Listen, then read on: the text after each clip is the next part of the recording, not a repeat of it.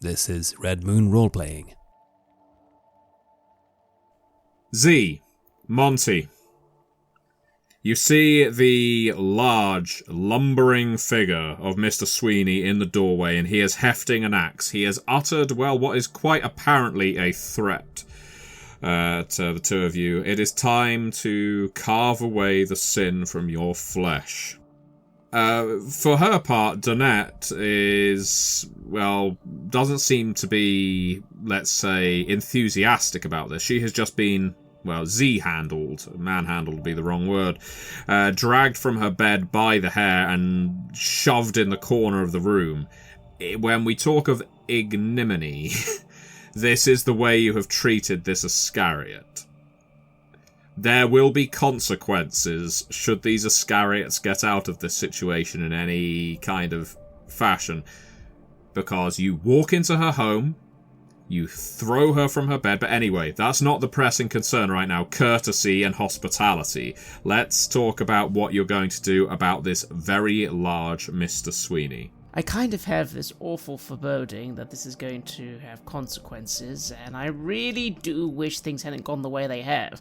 Part of me is even wondering if there's something we've missed here regarding a person at the door. We don't have time for that. All we have time for now is I need to help Z. I am not remotely a combatant.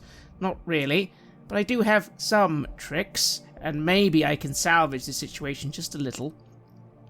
I look to Mr. Sweeney and simply say, "Drop the axe!" And I will bleed one curse die to use dire command. This allows me to make an influence action against a target to force them to follow the command. So how does that work, DM? Well, in this case, Craig, all you're going to need to do is either persuasion and presence. I think it will be persuasion and presence. And it's against the difficulty of this fellow's integrity. His integrity is 2, so you are going to need to get 2 hits or more. Very well then, I try and make my roll as, yes, suddenly Z can feel it. There's a certain change in my speech that isn't indicative of my normal speech pattern. There's something else here. That is 1-10, so 2 hits. Yes. Was it your curse die? It was my curse die, actually. In that case, he furrows his brow. And as it was your curse die, here's a dramatic effect for you. He doesn't just lower the axe to the ground. He just throws it to the ground in a kind of way and shrugs his shoulders low. "We ain't got nothing to eat." And he gestures wildly with his right arm at Donette. "You always say a cursed flesh tastes the best, got the most sin in it, and then these townies come out here and start getting in my head and start telling me, gotta put the axe down, okay, I can't eat you, well, that ain't right. You hear me, Henry?" he shouts downstairs. "You ain't getting their fear, we ain't getting their flesh." "What the fuck do you mean?" They got in my head. Well, pick the axe up again." It seems there is some kind of chaos. There is some kind of chaotic confrontation taking place within this crew. Because let's remind ourselves, just because you accursed are in a crew doesn't mean all of the various story guide characters are not. The accursed assemble in crews of many different stripes and shades, and it seems there is a crew that make their very safe space out of this farmhouse. They're not all hungry either. So, right now, Z, I'm going to jump to you. You have we'll call it the momentum. The man blocking the doorway does not have an axe in his hands right now. Whether that gives you the advantage you want or not, we will have to see. What are you planning on doing? Ooh, so if I'm in this corner and I have Donette by the hair more or less propped up in front of me like a shield, I am just going to crouch down, pry her hair and her chin up and back or I can whisper in her ear, and I'm going to say, Miss Brigham, did you know that there are 14 different species of flesh-eating creatures that are within a 2-mile radius from where we are here? Now, of those 14, 3 typically only dine on living flesh, but the rest, well, it enjoys dead flesh. Flesh like yours. So, unless you want to experience a purification yourself, I recommend you find a way to dial all this back. She gives you I think it's underplaying it to say it's an evil glare. She shoots you the kind of look that should burn laser beams through your eyes. But as it is, she clenches those stained teeth and she nods. I think there's been a misunderstanding, Mr. Sweeney. Why did you come in here with your ex? You go back downstairs and you tell Henry this was a pleasant conversation until you interfered. Henry said, I don't care what Henry said. This is my bedroom. I could have been undone or indecent. Pick up your ex and leave. These are our friends. But Henry... I don't care what Henry said. Henry's downstairs. Henry's just arrived, been out, who knows where, doing who knows what to who know who. You take your axe. And she looks at you, Z. I'm so sorry. I don't think I'm going to be able to feed you today. I feel like such a disappointment as a host. I too feel your disappointment as a host. Low blow, but I have to get that off. I really do. Hungry really irritate me on a certain level, especially in situations like these. I am going to look up to Monty to see if he's satisfied with the situation as is, or whether we should escalate to make sure that this doesn't come back to us. I let out a little huff, adjust my coat, look back to our host and say, these things happen, don't they? Someone comes into a house, who knows what's going on? Maybe they thought we were horrible intruders out to harm you, rather than, ironically, we came here today to make sure that you were safe. Isn't that funny? That's our reason for being here, to get information, but we were telling the truth, madam. We're concerned for your safety and your friends, so maybe less axes, and maybe Henry can just calm down if he wants to continue living. Let Henry know there, Mr. Sweeney. Let him know that he needs to calm down. These are our guests. We don't eat our guests. Fine. He picks up the axe, but he does so gingerly, almost as if the command that you planted in his mind makes his fingertips hurt to touch the axe handle. And he drags it across the floor, gouging a groove into the floorboards. Oh, Mr. Sweeney! And he leaves. I let out a gentle sigh as I say, there, no harm done, right? We didn't get hurt, you've not been hurt, No harm done. No harm done. You pulled me out of my bed. Could you please put me back up into my bed? Z would be happy to. Please, she only responded such a way because we thought that you'd gone back on your own word. And I am not a riot shield. Do not hold me in front of you. I give Z an apologetic, could you maybe just put it down a little? You know, it's just one of those things that I'm grateful at this moment that she can't see my face. Monty can, and I'm going to look at him, I'm going to quirk an eyebrow, and it's like, hear me out. When is the last time she had some fresh air? There was a lovely rocking chair on the porch. We could make sure that our path to the car is clear, and she could get some fresh air and we could depart. Or I can put her right back here in the bed. It's whatever works best for us. As a unit. As a collective family that's trying to sort out this mystery together. I nod. And admittedly, Z would know I'm a bit of a soft touch sometimes, and maybe a bit too trusting to some. I really do like people to play nice, so I'll sigh and say, I believe, Z, and maybe I'm wrong. I do think our friends downstairs maybe just got a bit overprotective. I don't actually think our host did want to eat us. Isn't that right? No, not at all. Yes, it is true that sometimes a cursed meat tastes sweetest, but that wasn't my intention. I am utterly full. I couldn't eat another bite. I'm telling you, I did not. I'm so sorry. I feel so embarrassed and ashamed, but especially because I am here on the floor right now. It's so dirty down here. Who left that plate under the bed? Please, just put me back up in bed, make me comfortable, and I'll answer whatever it is you want, and then we can part ways amicably. That might be for the best, Z. After all, there is one final little problem for us. Well, we've now learned a little more about you as an Iscariot. I'm sure you know about the Gaki. I think you'll find there are an awful lot of individuals in this house who probably would want to have a bit of a word with you if they could be summoned.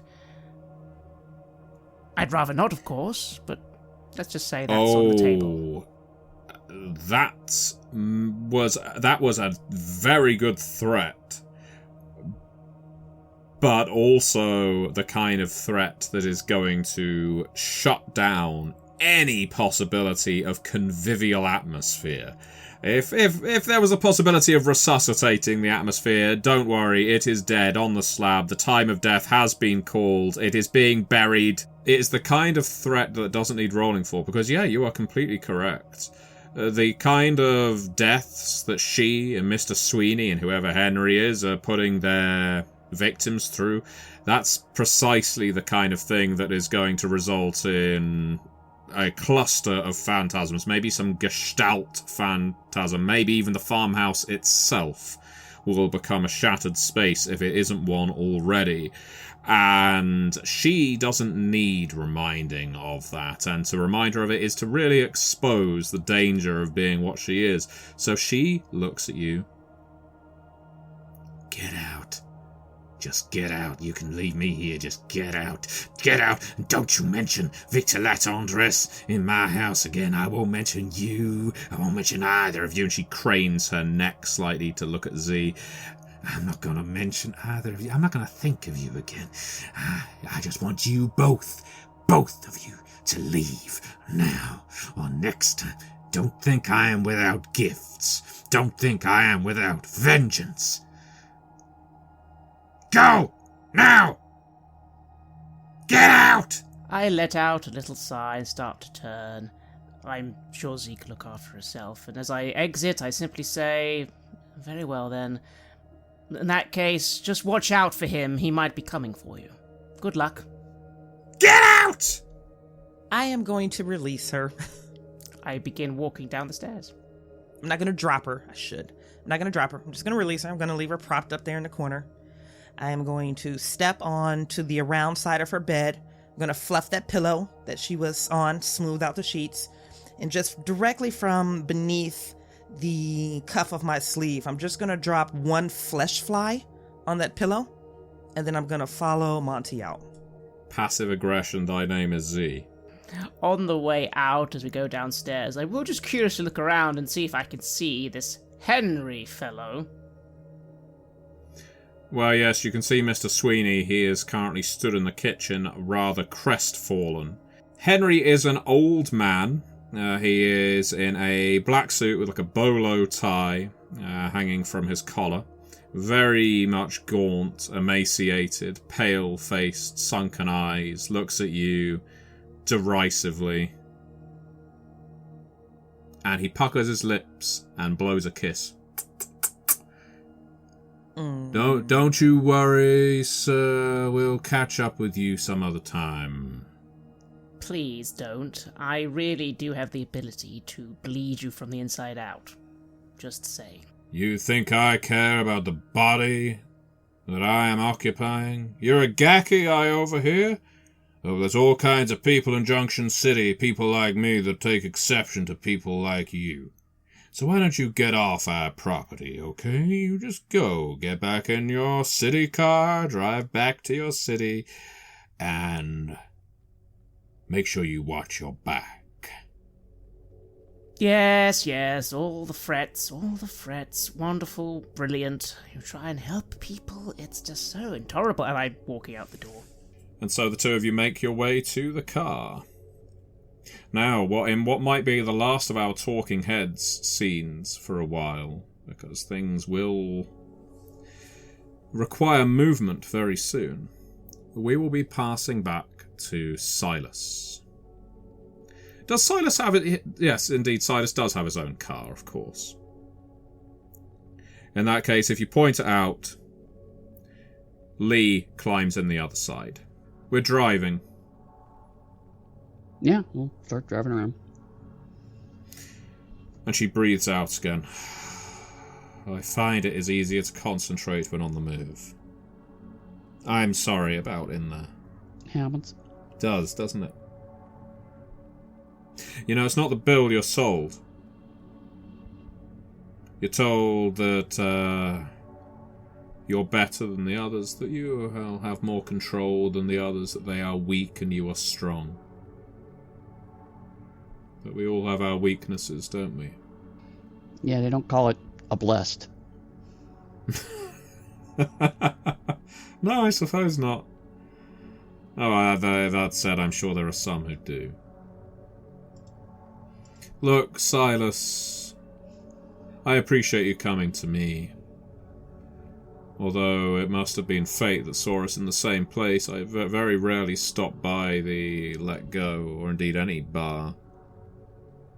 It's a good place to pick up news, but not the way I tend to do it these days.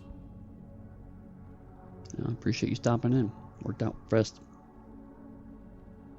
Look, I'll give you this. Because you... Let's say through the strength of your words, you were able to pull me back from doing something I probably would have lived to regret. I spent quite a long time looking into Laton dress. I think he developed an attachment to his body. Do you know many dead like that, who enjoy a vessel so much that they don't like to let go? She could be talking about you right now. Yeah, I've heard of a few like that. I mean, this is how they were able to make the ID on him in the first place. Because, again, as I say, it's so easy for a dead to get away with a crime. Just leave the body that performed it, and all of a sudden the mortal law enforcement has not a leg to stand on. But he was arrogant enough, is arrogant enough to remain in the same form as much as he can.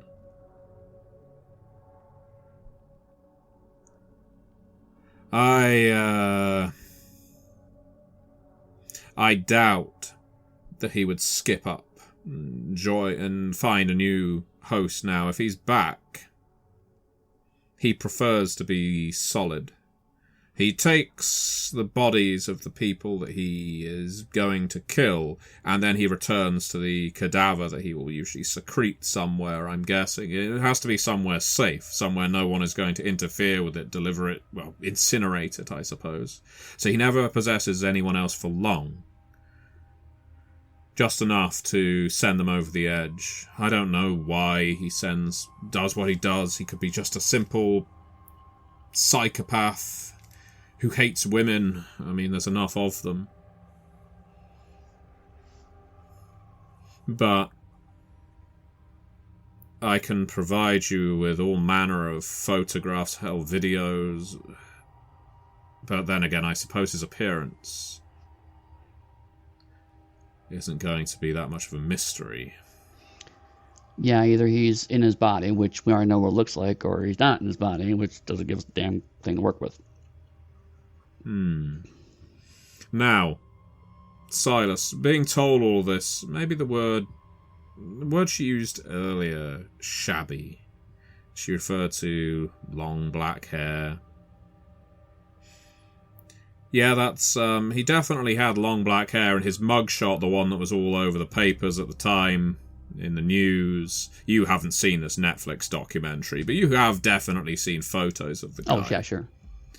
Can I ask you... In fact, I'm not going to make you roll for it because you either know this or you don't. But I am going to invite you as a group to spend your last point of momentum for something key. You don't have to. You can try and get this yourself, and you will get to it at your own pace, or I can drop it on you now for the cost of one lowly momentum. I would like to offer a name, and if I'm wrong, then we can talk about spending momentum. Was it Jenga Dance? Yeah, he definitely looked shabby. I mean, he was covered in grime. He looked like he hadn't washed in years. It would be very easy for a man like that to have looked very different once upon a time. Not because his body is aging anymore, but just because of the accumulation of unwashed dirt that has built up in his pores and the cracks of his skin around his eyes. His hair, yes, matted, is now also thick and encrusted. Jenga Dance looked not like a homeless person so much as almost a manifestation of debris. He and you didn't really spend much time examining him because he wasn't spending a huge amount of time examining you. You were looking in the rest of the alley. Yes, you sat your body down opposite his, but you didn't spend time talking to him at that point. You left your body to look for evidence in the alley.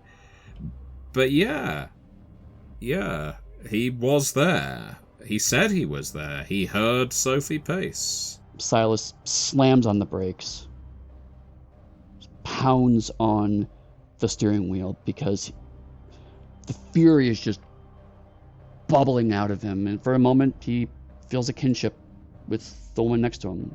He can't stop the reaction and just starts swearing and swearing. Whoa, she says, putting both hands up. What is this? Do I need to calm you down now? Puts the car back in drive. No. I got one last piece of information, and you gotta get out of my car. Deal? She's a little affronted that all of a sudden she's going to be turfed out on the side of the street, but she sighs again. She knows what you are, and... Deal. What is it? What is it? He's currently going by the name of Jenga Dance. He's pretending to be a homeless person. Okay. Alright. Okay, I might be able to do something with that. Yep. If I catch him first, I'll try to save a piece of him for you, but I can't got no guarantees. Oh, he's not going to a prison. We're not going through this rigmarole again. What I want to know is where he's been. Same alley. All this time. He's been just staying in that same fucking alley. Her eyes widen. You are shitting me. No. You're telling me he made his way all the way down in that prison transport, somehow escaped, and just went back? No, that doesn't... Okay, let me out. You're fine. Good as your word. Pull the car aside. I'll call you if I get anything else.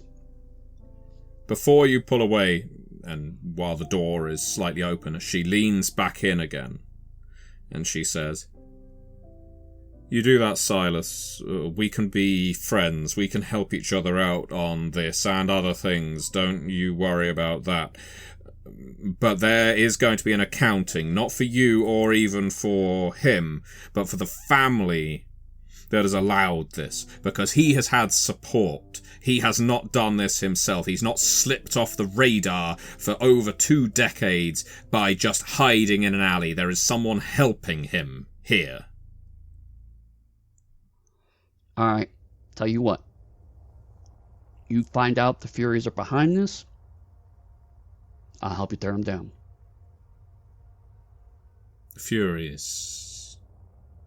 Yeah. There's a flash of concern on her face. It obviously isn't long lasting. She does say that is your family, isn't it? Not if they're protecting this asshole. He slams the door, drives off.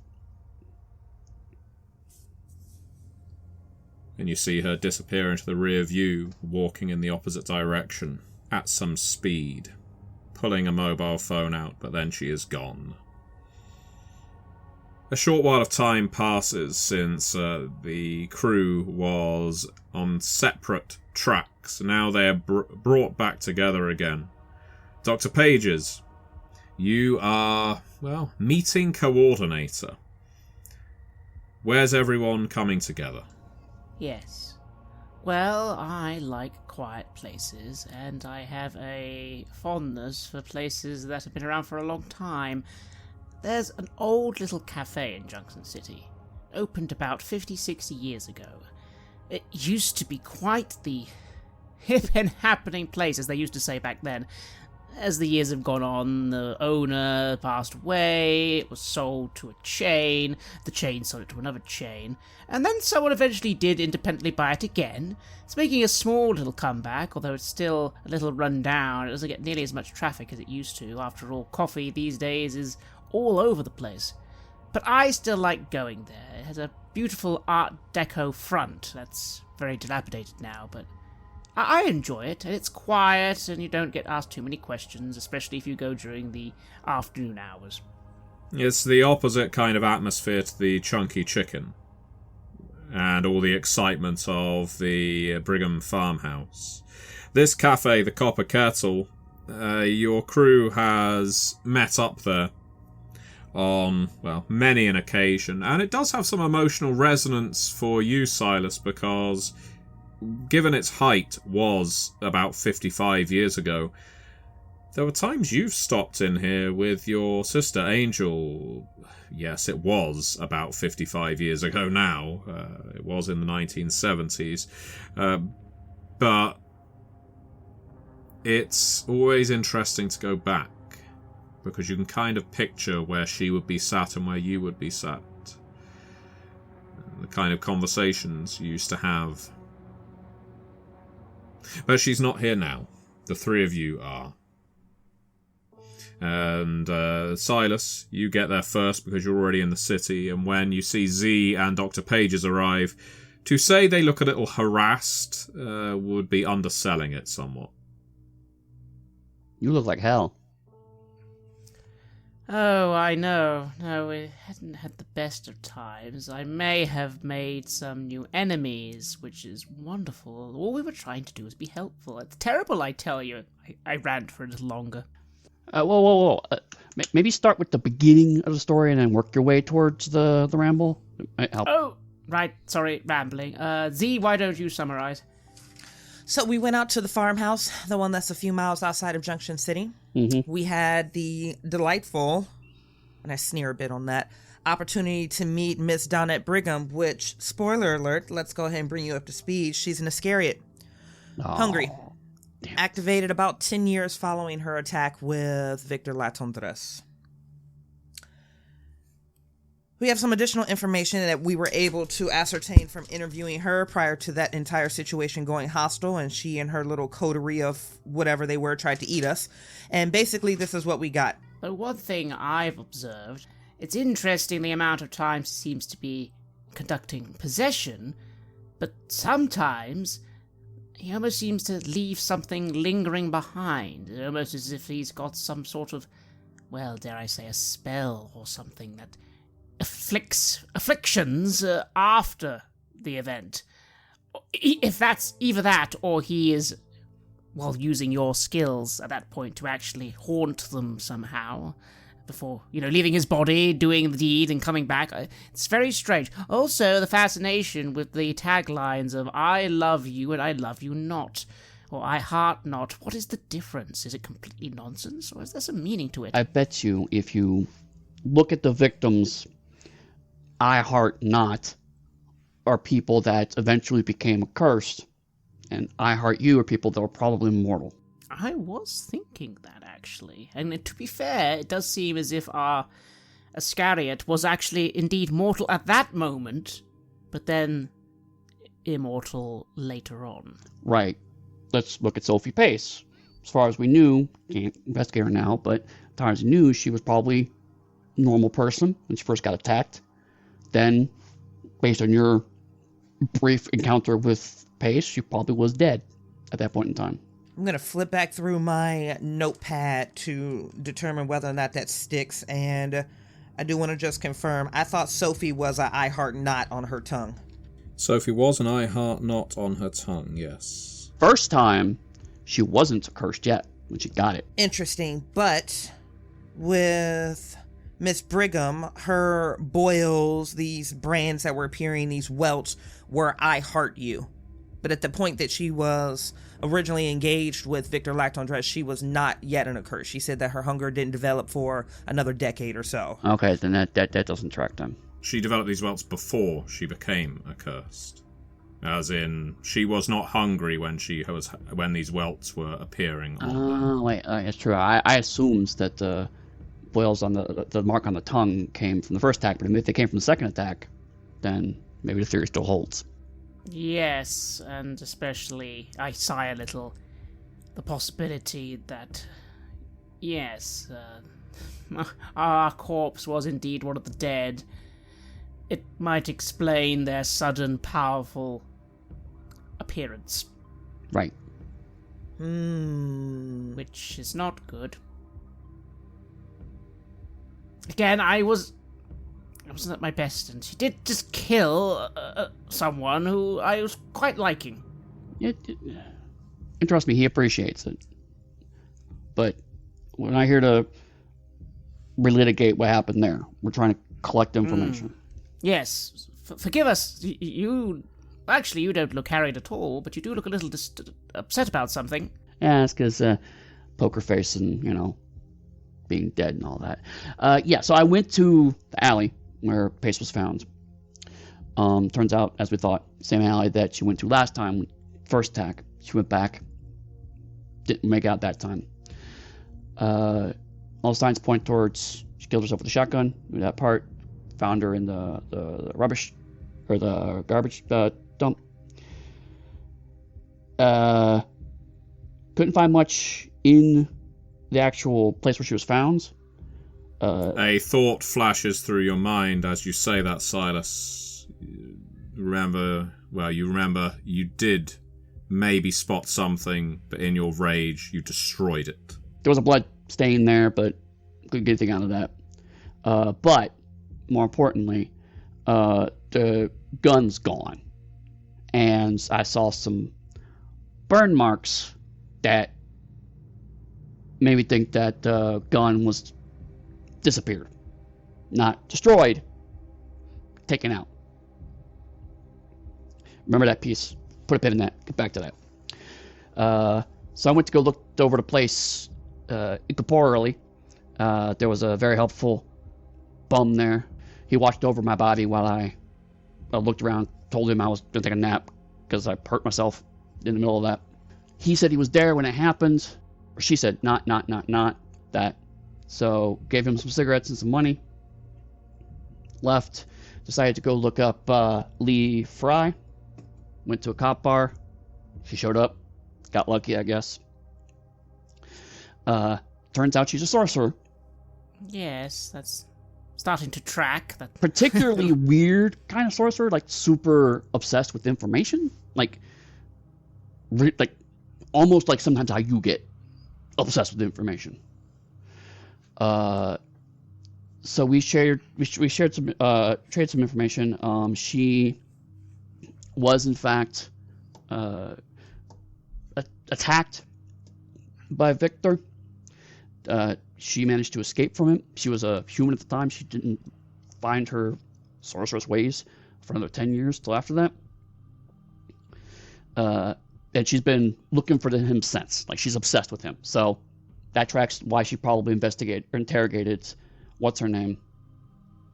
Timelines seem to match up. Interesting. I started giving her information, and she tried to pump me for even more for information. Brief altercation with a cop, got sorted, took her for a drive. She mentions to me that she started describing him to me. He's real shabby looking, whatnot. Then it clicked to me in my head. The guy I saw in the alley, wipe away the grime, clean the hair up a little bit. Could have been him. Oh. Really? So he basically just told me what he was doing right to my face. Your night was almost as frustrating as ours. Oh, and broke my hand too. I'll probably look into that at some point. Hey, Dr. Pages! Archie at the counter. Oh, yes, Archie? No rush or nothing. It's not that there's a big crowd this evening, but, do you want me to bring you over some coffee, some pastries? What? You know what? Why not? You can give my coffee a bit of milk, please. You got it. Let's all have a snack, or at least pretend to. And, oh dear. Well, this is rather infuriating. Where do we think he's going to go next? Do we think he's actually going to strike at the commissioner and... Well, it turns out Sophie Rue is actually quite well protected. Seems it was only it was only our poor first victim who was caught unawares and defenseless. So here's the thing. He doesn't leave his body. That's something that tracks with both what you were telling me and also what I got from Fry. Is that he could have left his body behind, didn't. So he's not going to go possess somebody else. Or if he is, it's going to be out of desperation. Which, ran through on his trail, might be. Don't know. The other thing that's flagging me as peculiar here is the first victim, Sophie Pace. He didn't just kill her. She was posed in this sexual way and put on a display of shame, almost a throne of shame there in that alley, which somehow inherently tracks with her saying not, and also with her I heart not. Are we sure that Sophie Pace actually came into her a curse? The other two certainly did, and they both got I heart use. She was the one that got the I heart not. See, I actually, when I was talking to Fry, she mentioned the brand, and I said I heart not, and she kind of just grunted and moved on, so she didn't contradict me. Oh, so that could go either way. Yeah. Yes, when it comes to the dead, I don't know when they start or when they end. It's a bit interesting to me.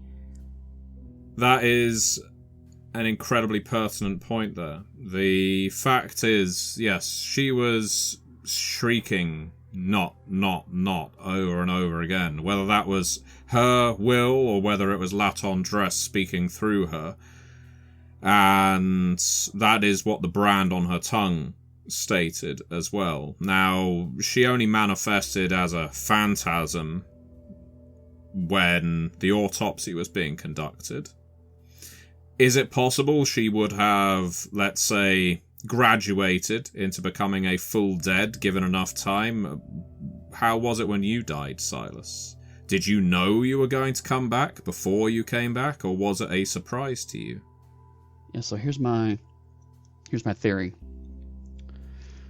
Is that Victor doesn't leave his body unless he's trying to kill someone, because he looked into the Hungry's eyes, tried to possess her. Didn't work. Something similar happened to Fry. Didn't work. Did work with Pace, I'm guessing. Actually possessed her, forced her to kill herself. Probably was saying not.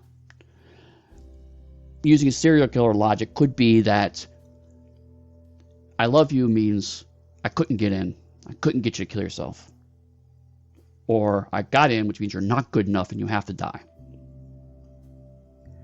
Here's something else, and tell me if it's utterly ridiculous.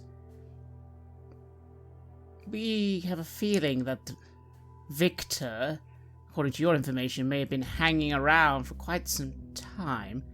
Mm-hmm. Suddenly he reemerges. Did you say... Wasn't there something about this poor woman was going to that alleyway in the first place because she'd been told to? By Kiesling. Yes. Is Your it entirely therapist. possible that... Well, number one, it was pure coincidence that this homeless fellow, as you say, happened to be there on that day, saw this previous victim, decided to kill them, or are we missing something here? And could, call me suspicious, could the therapist be involved? Maybe that's just conjecture. I don't want to conjecture without data, but data I have is that he was captured. He was put into a van and disappeared from that van. Just body, everything left. Now, Netflix special happens, killings start happening again. I think there's a connection, not just... My original thought was originally the Netflix special happens, gets his imagination going, gets him to start going for it. I think there's a different connection here. I think someone let him loose. I'm going to give you, as a group, each of you is going to gain a curse die for that. While we haven't, as a group, defined any kind of party aspiration, I think that is a good one. A why now, essentially. That is a very good point on which for each of you to get a curse die, because, yes, someone, something, let him loose. He was trapped. He wasn't here. And then all of a sudden, he was. Okay, Silas. You don't want to jump to conjecture. You want data. Mm-hmm. There's one more significant lead that we haven't tapped yet that could give us an intimate perspective on Victor Laton. And that's his brother, Samuel. His brother? Oh, yeah, sorry. The whole almost getting eaten at the farmhouse distracted me. So prior to our trip out to the rural countryside, I did some research on to the producer of the Netflix special, a Trudy kid, and she hosts an AMA.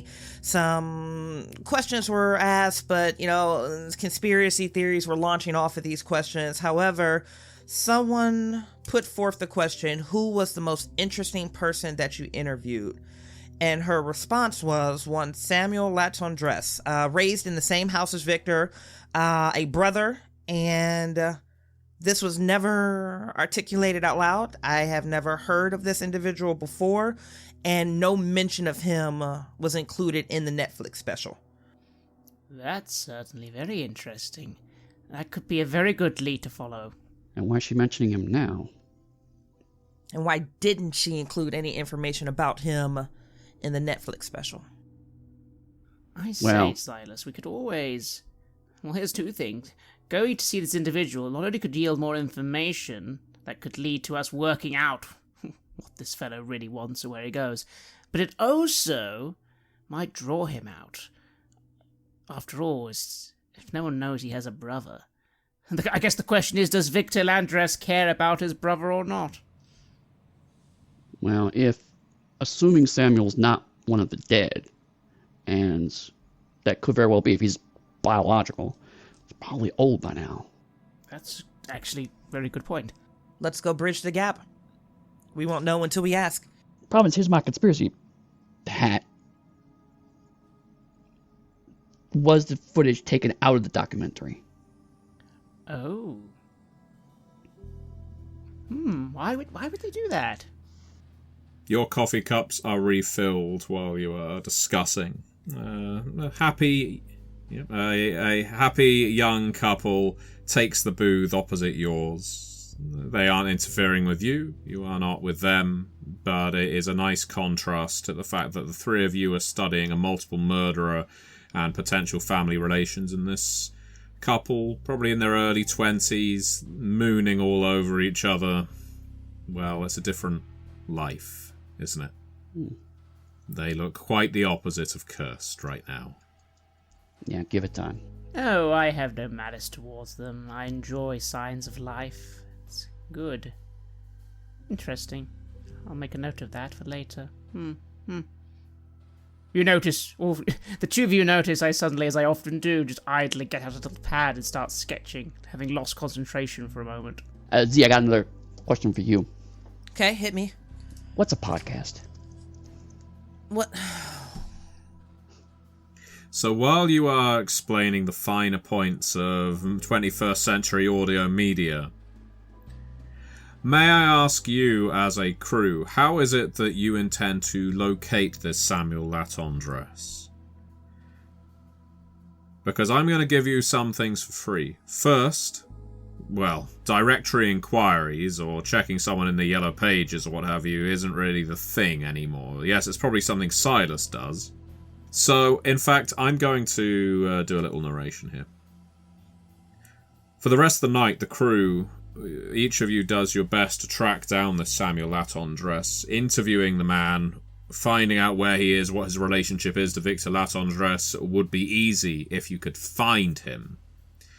Well, phone books aren't really popular anymore, and when you do finally track one down, of course it's only for the local... Well, it's for the city at first, then you find a statewide one, much bulkier, and no joy in either. There is no Samuel Laton dress. This doesn't strike you as too much of a surprise, Silas. This is your route of investigation, of course, as you're not too social media savvy, but you remember from your encounter, well, with Angel way back when, that he was apparently heading down from across the border. He was Canadian way.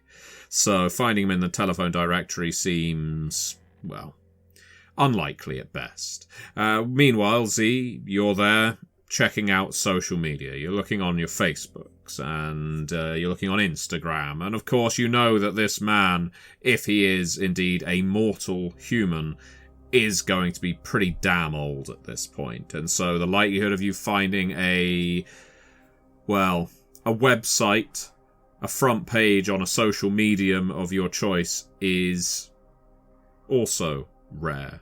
You do find something, but it is the kind of profile that has been set up by someone who clearly doesn't really cater to it. There is no profile picture, there is a name, there is a location, which is simply Ontario, and beyond that, a friend list of about 12 people.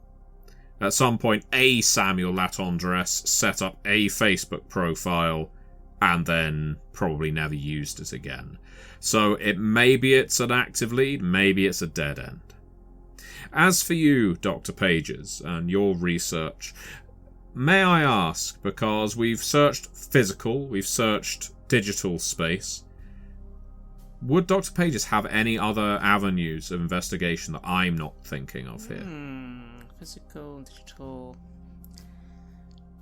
Well, there is always the dead. I haven't actually consulted them so far, although what dead would be useful here? Well, they do say that phantasms have an emotional link to each other. If there is a particularly strong resonance tied to this Samuel Laton dress, and it is a long shot, you might be able to pick up on that. It tends to take visiting somewhere of particular undead charge, a haunted house, the site of a murder, let's say, or indeed your morgue. Though the morgue is, by and large, a peaceful place. The dead go there and are treated with respect when they're under your knife, whereas the place where someone might get butchered, quite the opposite. I could always look up what are the original sites of murder. What are the original victims? That might be something. Most certainly, that is definitely an option. You could go to one of the original murder sites. You know for sure now this alley where Sophie Pace was killed isn't going to yield much of any use, given that her phantasm has been obliterated. And just jumping back to Z, yes, of course, you could also reach out to Trudy Kidd of Netflix. Getting through to her may be a challenge, but you'd probably be able to find her on some social media. And Silas, you have some friends within the police department. Getting the old case files might assist you. Of course, you now have a friend quite high up in the police department. So you tell me, starting with Dr. Pages then. What's your line of investigation? Yes. The more I think on it, the more I think it could be worthwhile. I am going to try and track down one of the original crime scenes. It shouldn't be too difficult. I did have access to the medical records, after all, way back when it was all first being investigated. That would have had information such as where they were found. If I can summon something from there, maybe one of the previous victims will be able to help me. You never know. Excellent. So yes, you do indeed dig up one of those files, and you find there is a house. It is actually the next city over. It's not in Junction City at all. It's in Allenstown, which is about 30 miles away. That's not all that long, all things considered, and you barely need sleep. You could drive through the night and get there. It's only, as I say, 30 miles. That's going to take 2 hours max. What about the rest of you? Are you going to go along with Dr. Page's? So this is more of a seance, a group summoning experience, or do you want to pursue your own lines of investigation separately? It's your choice, and I'm not going to force you either way. Z? I think I'm going to follow along with Dr. Page's, because most of the research I can do remotely and digitally on the route, on the way there, in between whatever this seance is. So I'm going to go with the group. Okay, you get your phone out, you sit in the back of the car, and you start making some calls. What about you, Silas? Similarly, I'm going to go because my plan was to actually get one of my contacts to do some investigation for me. So I could make a call, ask them to do it, and then while they're getting the information together, we can go and take care of this. All right, which contact are you thinking of pulling on then, Eddy? I'm actually going to. I have an investigation attorney contact who is influential, and so basically saying that with the with Pace's murder and with the high-profile nature of the documentary, he wants to start getting all the old information together, so that way he can put together a case, and that could be his reason to get all of the old case files compiled. So I've only got one question for you here, Silas.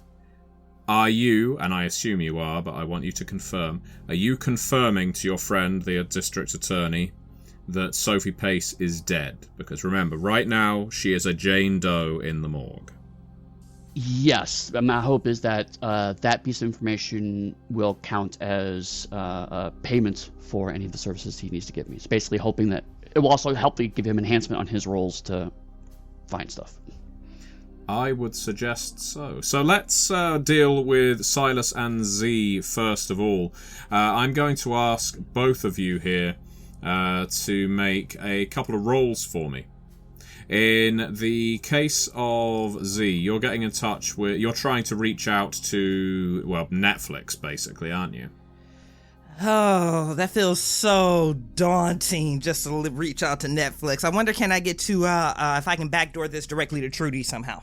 That's probably the wiser option, isn't it? Don't try and access the social media or streaming media giant. Try and access the people that work the individual there. Yeah. So let's ask, and this is using the investigation rule set, so the more hits you get, the more questions you can ask before she basically says, it's 3 a.m, leave me alone. Oh, God, okay. You can make I'm going to go for either culture or persuasion, you choose, and you compare it with manipulation.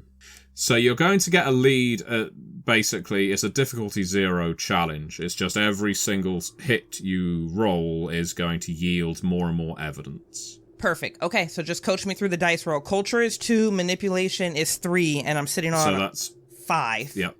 So that's 5 dice. How many of those are cursed dice? I have 4 cursed die in my pool right now. Wow. Okay, well. That is 1 success, 2 success, and 2 successes on my cursed die. That's it. In that case, you get a sluggish answer from Trudy when you find her number through a back door, as you say, who is this? What? Who? What? How? But the sheer number of hits you yield. Z, as in the journalist?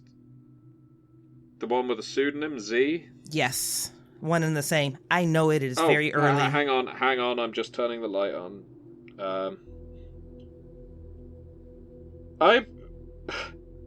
No, don't worry, honey, don't wake up. Hang on, I'm gonna get up. Wait a sec. And you hear her leave the bedroom, walk across the landing, sit down, pour herself a drink, and then finally she's there. Z? Yes? Miss Kidd, it's a pleasure to speak with you, and my sincerest apologies for this early morning interruption. See, we went to the same university. We studied journalism together. I didn't think you'd remember that, Trudy. There's not many people who... Well, it's not like we were close. I mean, you were always... Listen, I'm sorry I used to... Oh god, this isn't about that. Look, I'm sorry I was young and I was stupid, and there were a whole bunch of us that saw that you... We didn't know back then how to handle different people.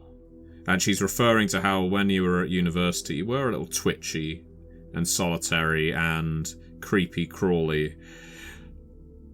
And of course a lot of the students there at uni gave you a lot of hell for that.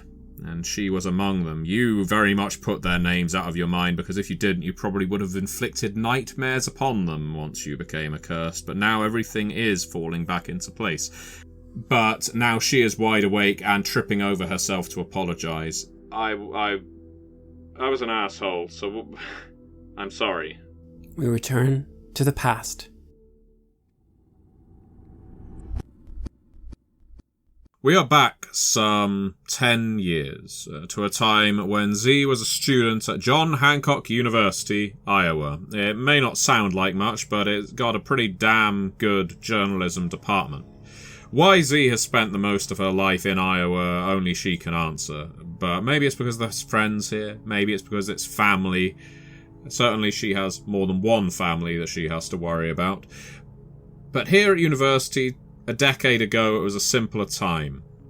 Certainly she wasn't on the trail of Victor Laton dress back then. She hadn't even got to know the other members of her crew, of which she is, of course, part of several.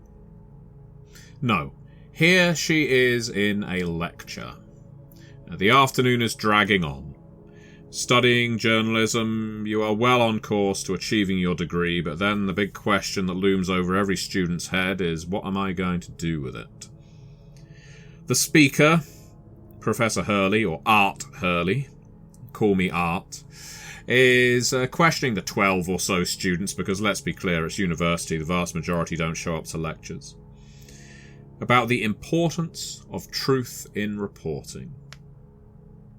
So I'm saying, he says, walking back and forth, aware that the majority of his audience aren't paying much of an attention, that the truth is as important as you, the journalist, makes it. We have now studied over 100 papers in the course of your degree. From journalists credible and frankly incredible. In periodicals, magazines, newspapers, websites, everywhere. You have all taken your notes, and you have all presented, of course, your own essays to me, time and time again, your own reportings. But the one thing we have never really drilled down on is that significance of truth. For instance, Zaida, he points at you. You're sat at the back. You hear some of your fellow students sniggering. Yep, you recognise Trudy Kidd there. Laughing. No wonder she calls herself Z. Zaida. Just easy question for you. Are you awake? My eyes lift from my notebook, because I was taking notes. I was paying attention. I'm certainly awake, and he knows this. He also knows that I prefer to go by Z. And he also knows that I'm likely the most attentive and focused student in his classroom, and I don't understand why he insists. Yes, I'm awake. And he smiles at you, and it's a grateful smile. I knew you were. Thank you very much. See, it isn't difficult, everyone, to pay attention in my class. Now, he strokes the small beard on his chin with just his forefinger and middle finger. It's like a little scratch that he gives his chin, a nervous gesture. I've got as I say, a simple question for you. And it isn't, are you awake? I want you to grade the importance of truth on a scale of 1 to 10. I know this seems like basic stuff, high school stuff. But what do you think, Z? You got your name right this time. Scale of 1 to 10. And he smiles again. How important is truth in your reporting? I inhale a deep, shaky breath, and I hold it for just a couple seconds, and then I'm going to slowly release it. And before I jump in with this response, because this feels like a trap. It also could be a springboard. It could be it could be a springboard. I could be optimistic. Maybe this is it's a trap. Just as I look over at the other 11 students in this lecture hall, just what's the general emotional temperature that I'm seeing right now? The majority of students here are playing on their phones or chatting to each other. There's a couple who are watching you for your answer. Frankly, no one's eyes are on Art down at the front there. Okay. I am going to put my pen down. I'm going to look directly at Professor Hurley. I either don't have enough context to answer that question, or I think it depends on the platform or the target audience or the integrity that you want to put in your work. I don't think you can rate truth on a scale to 1 to 10 without additional context. Yes, of course you are correct. You do need context, everybody. Context is king in journalism. Hell, in any printed or broadcast media. Truth is, of course, subjective. The importance of it, he hasn't dismissed you yet, but he does like the sound of his own voice.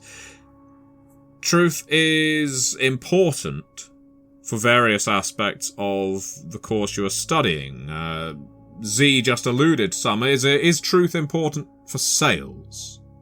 Is truth important for the reader's satisfaction? Is it important for the journalist's ethics? Blog or periodical? Paper or news network? So let's provide a little more context. Z, Fox News. Scale of 1 to 10. How important do you think the truth is to Fox News? I'm going to bite into my bottom lip and I'm going to sweep the room again. One more temperature check. Did that get anyone's attention, or is this just me where I'm in this isolated moment with Professor Hurley? There's a little more attention now because words like Fox and News, when joined together, tend to lead to political diatribes. All of a sudden, Fox's leanings being pretty well known, it perks ears up. Makes people pay attention. They want to know where this is going. But again, people are watching you. They're not watching Art Hurley. And that feels by design. And that's not a design I've figured out yet when engaging with this particular professor. On a scale of 1 to 10, you're asking me how much does Fox News value the truth? Yes, Hannity, Bill O'Reilly, one of those talking heads. Actually, no, that's incorrect. That's incorrect. He dials back. Let's not make it an op-ed thing, because that's a different thing. I think you'd all agree.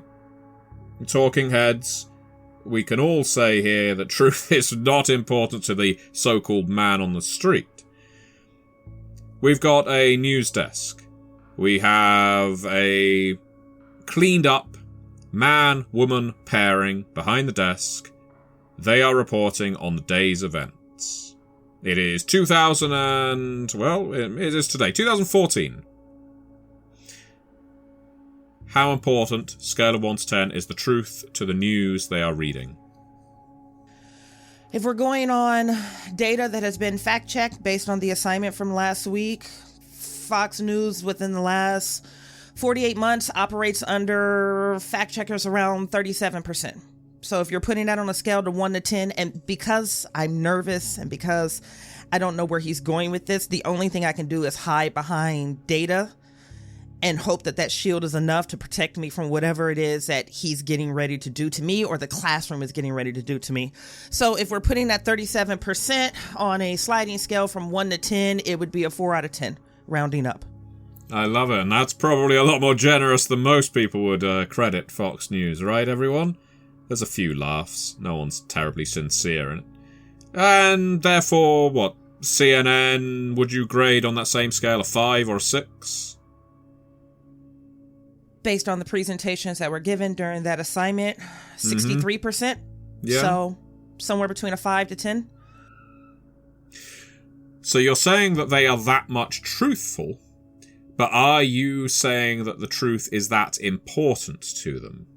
And this is the crux of the matter. The real hinge point that I'm addressing here is how important is the truth to your news networks, to your newspapers. The Wall Street Journal, for example, prides itself on the truthfulness of its reporting. NPR is, of course, well acclaimed for the truthfulness of its reporting.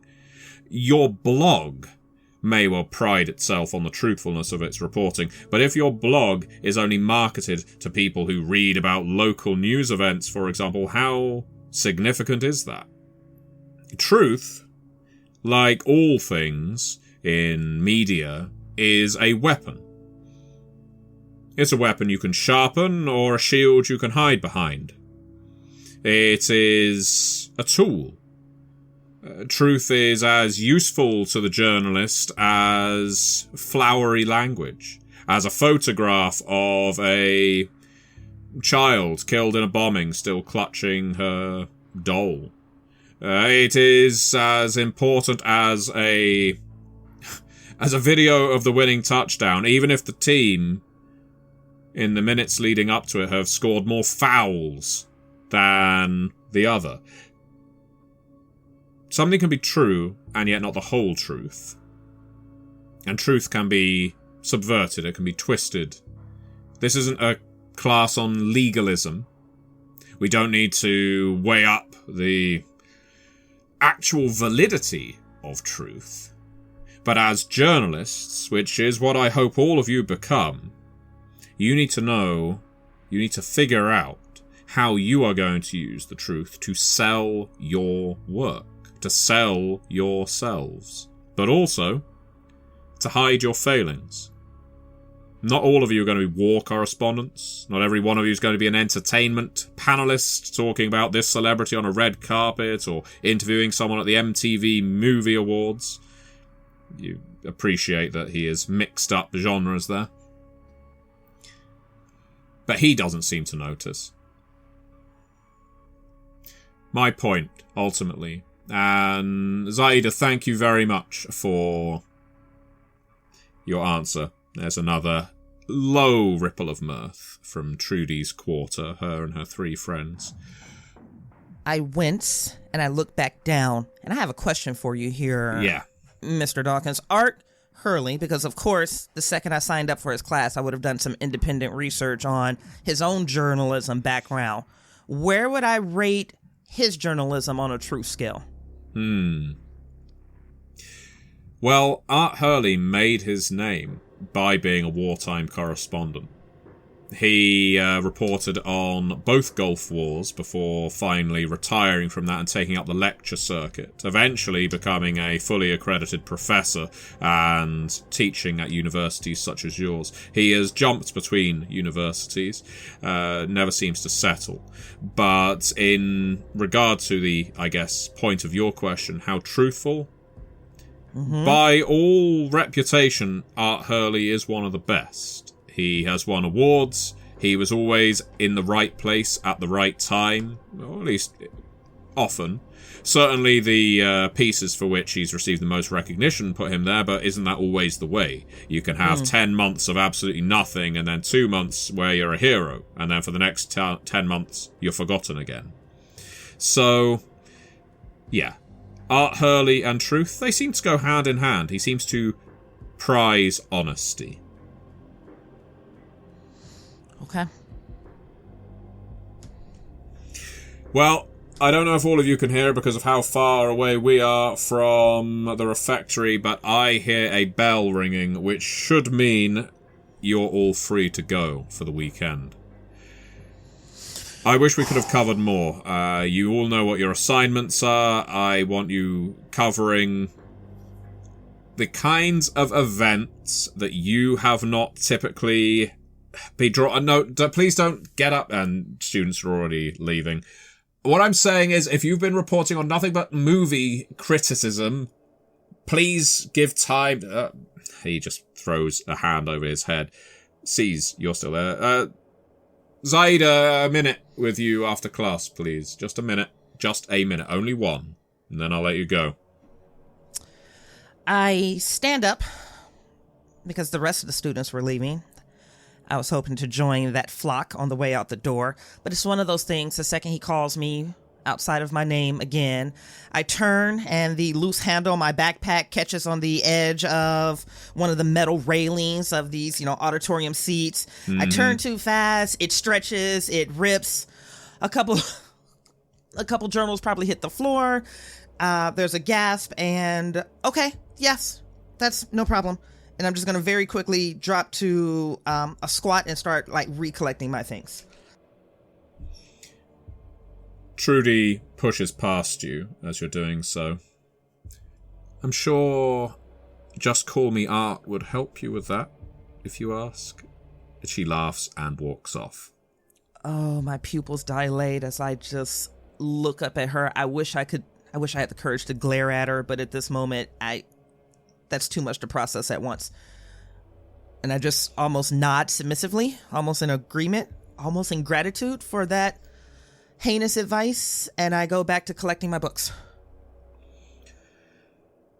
Yeah, there is something a little, ferret-like, or bug-like, or reptilian. Something about the way you gather all these things around you. You're just drawing them all in like eggs into a nest and just stuffing them into your bag like you're smuggling them away. It's something about your behavior has always had, of course, something slightly, inhuman's the wrong word, but feral about it. Not necessarily violent, almost the opposite. You are an incredibly passive, patient person, more often than not. But the way you comport yourself, it has always marked you as slightly unusual. Are you okay up there, Z? I mean, I can come up to you, he says. I've got my bag. And he holds up his leather bag. He can see that you're struggling, but he isn't making a move until you invite him. No, I'm going to draw my tongue over my right canine. That's just something that has always brought me comfort. It's at least a tactic that I use to ground myself when I'm feeling humiliated or embarrassed, which is precisely how I feel now. No, I'm coming. Sorry. It's all right. It's all right. I huff, and I am going to cradle this ripped backpack across my chest and move down the stairs to meet him. He looks at your bag. Oh, that's nasty. Do you know how to stitch? Well, that's a rather, again, my internal monologue, that's a rather insulting question, because he can look at the bag and see that it's probably 6-7 years old. This is very likely the same backpack that I was carrying my freshman year of high school. And it might have been a hand-me-down at that point, probably from one of my older siblings. That backpack has been stitched to hell and back at this point. No, but I can get it fixed. Excellent. I'm glad to hear it. Once, when I was... actually, you know what? You hear my stories a lot, and you don't need to hear them right now. Could you ever sit down in the front row? I'll sit as well. He goes and takes a seat for himself. He pats the seat, not directly next to him, but 2 along. Sit yourself down. And almost with an obedience, I sit in the seat that he pats. He leans across to you. Well, this is slightly awkward. So, the paper that you turned in last week.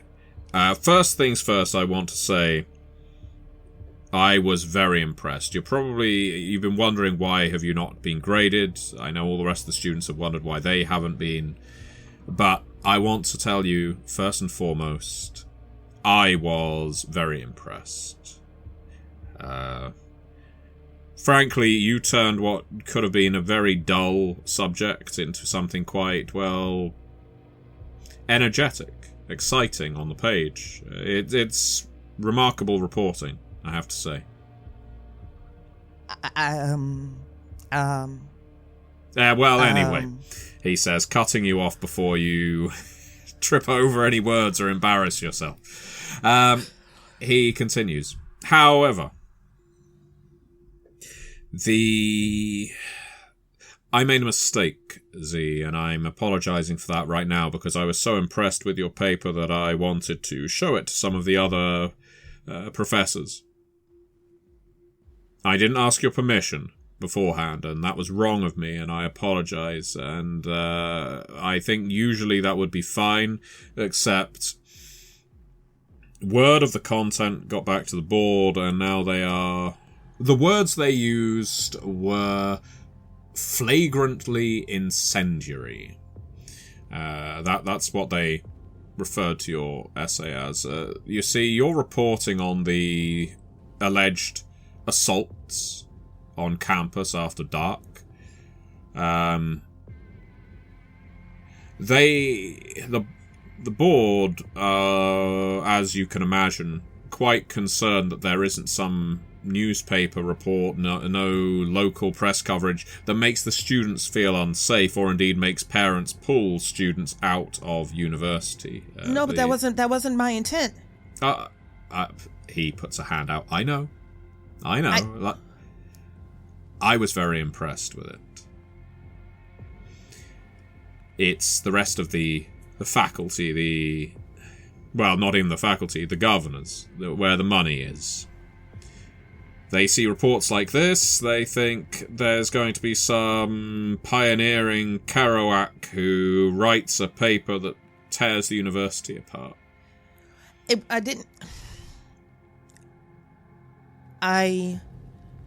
Absent bias indicated several flaws in the university safety protocols. That wasn't tearing the university apart. That was accurate reporting. We just had an entire lecture on the...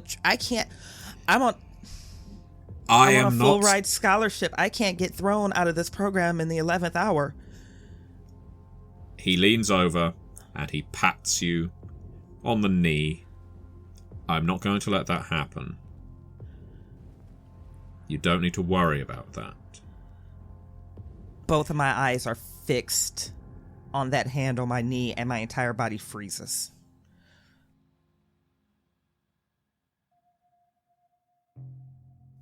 You have listened to an episode of Red Moon Roleplaying, where we play the scenario Suffer My Sins for Curseborne, which is published by Onyx Path Publishing. Story guide was Matthew Dawkins, and we were also joined by Bridgett Jeffries and Eddy Webb. The music was created by Atrium Carceri and was used with permission from their label, Cryochamber. Please check out cryochamber.bandcamp.com or their YouTube channel for more of their lovely dark ambient. We would love to give massive thanks to our champions of the Red Moon, Martin Heuschober, Simon Cooper, David, Julia, Camilla, Bob Lange, Cameron, Graham Barey, Doug Thomson, Lily, Mike Parker, and Maciej for their generous support. And we would of course also like to thank all of our other patrons. Without your support, the show would not be possible. If you want to support our work, please check us out on Patreon. You can get access to our Call of Cthulhu bonus campaign, Shadows of Yog-Sothoth, with Matthew as our keeper, as well as bonus campaigns for Cult of Divinity Lost and Warhammer Fantasy Roleplay. On top of that, we also offer early and raw access to all of our recordings, and you can also hear your name read on the show as a champion of the Red Moon. Finally, you could also play some Cult with us. Most importantly, that support is what keeps the show going, so do check us out there. Thank you again for listening, and remember that the world is cursed.